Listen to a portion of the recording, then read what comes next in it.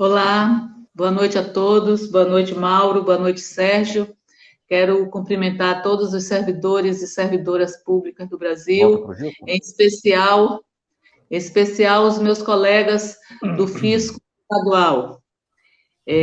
Nós estamos vivendo muito ataques, né, os servidores públicos já há algum tempo, e logo eles que são o braço, a prestação, o Estado na vida do cidadão, Sim, depois que o prestam Eduardo Fanhari.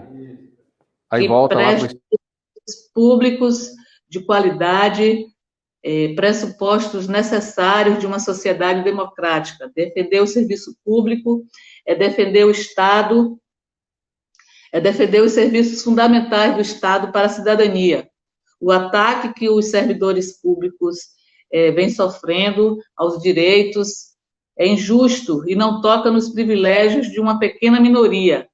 O grande problema financeiro do Estado brasileiro não é com o pessoal, mas com um sistema tributário injusto, por exemplo. E é para tratar um pouco do sistema tributário brasileiro que nós, da FENAFISCO, dos fiscos estaduais, homenageamos hoje o professor Eduardo Fanhani. Ele é o coordenador técnico da Reforma Tributária Solidária, além de ser mestre em Ciência Política e doutor em Ciência Econômica pela Unicamp, professor da Unicamp, e é um grande parceiro, um grande colaborador, um grande entusiasta da reforma do sistema tributário brasileiro.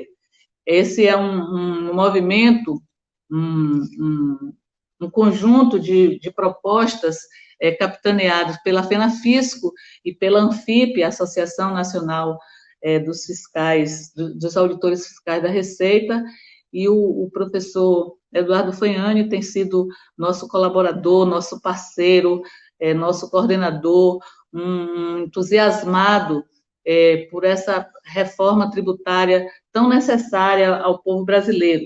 Como eu disse, esse é um movimento construído, iniciado pela Anfip e pela FENAFISCO, que envolveu mais de 40 especialistas em tributos no Brasil, que visam reformar o sistema tributário brasileiro e, dentre outras contribuições, enfatiza a progressividade do sistema, com sugestões na mudança da distribuição da carga tributária, com a diminuição dos impostos indiretos, aqueles que incidem sobre o consumo e sobre os serviços, e o aumento nos impostos diretos, aqueles que incidem sobre a renda e o patrimônio. Esses estudos, coordenados pelo professor Eduardo Fanhani, comprovam que é tecnicamente possível e necessário aumentar a progressividade do sistema tributário brasileiro como forma, como um elemento para reduzir as desigualdades de renda e as desigualdades sociais no nosso país. Então, todos os nossos cumprimentos aos servidores públicos na pessoa do nosso homenageado Eduardo Fanhani. Aproveito para conclamar todos os servidores a reagirem contra a reforma administrativa, que, na verdade, não ataca aos servidores, mas aos serviços públicos e aqueles que mais demandam serviço público no nosso país, que é a população mais pobre. Então, precisamos juntar, né, todos os esforços num diálogo produtivo com a população brasileira para que se juntem aos servidores e que não permitam mais esse ataque, dentre tantos outros que os trabalhadores brasileiros têm sofrido, têm vivido. Então, juntos, né, ganhando a população para a importância dos trabalhadores no serviço público brasileiro, certamente nós teremos mais força para combater a tantos ataques que nós temos vivido. Parabéns a todos os homenageados no Dia do Servidor Público, parabéns a todos da Agência Servidores e o meu cumprimento especial de admiração e de agradecimento ao professor Eduardo Fanhani. Boa noite a todos. Eu parabenizo a agência dos servidores e o conjunto das entidades organizadoras desse evento. Eu quero dizer que eu sou um servidor público. Há quase 40 anos eu leciono na Universidade de Campinas. E eu agradeço as palavras da Marlúcia, vice-presidente da FENAFISCO, agradeço aos dirigentes da FENAFISCO pela indicação do meu nome, eu me sinto muito honrado com essa distinção, mas eu queria dizer que eu aprendi desde cedo que ninguém faz nada sozinho, né? E talvez o meu único mérito na condução dos trabalhos da reforma tributária solidária foi ter conseguido agregar dezenas de pessoas brilhantes em torno desse projeto, né? Portanto, esse prêmio não é meu, né? Eu represento aqui diversos especialistas, auditores fiscais e servidores públicos que participaram desse projeto. O meu tempo é muito curto, o que me impede de citar nominalmente os 44 especialistas que elaboraram 2 documentos importantes. O primeiro faz um amplo diagnóstico sobre as anomalias da tributação brasileira, o segundo faz propostas para mudar, e mais recentemente, em continuidade a esses trabalhos, elaborar um novo documento a partir da crise, da atual crise, que se chama Tributários Super Ricos para reconstruir o país, né? Eu também não tenho tempo de citar nominalmente os governadores do Nordeste, os parlamentares dos 6 partidos de oposição, bem como os mais de 200 parlamentares de 11 partidos diferentes que respaldaram a emenda substitutiva global, a PEC 45, de número 178. Né?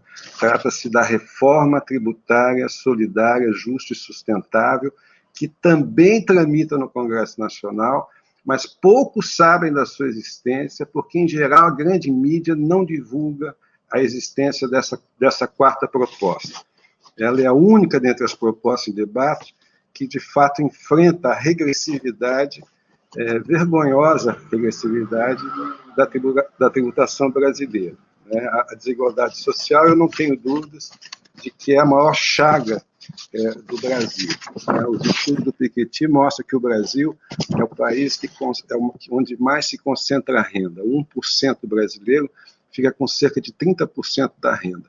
Nós somos campeões mundiais nesse quesito, enquanto na França, por exemplo, os 1% mais ricos fica com cerca de 10% da renda. Recentemente, o Piketty também veio uma declaração que é assustadora.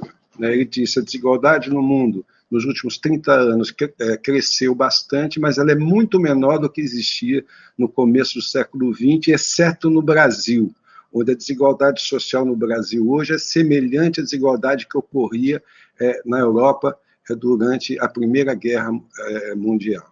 A desigualdade da renda é o aspecto mais ultrajante da nossa desigualdade, mas o Brasil é uma procissão de desigualdades. Nós não resolvemos sequer as desigualdades do século XIX.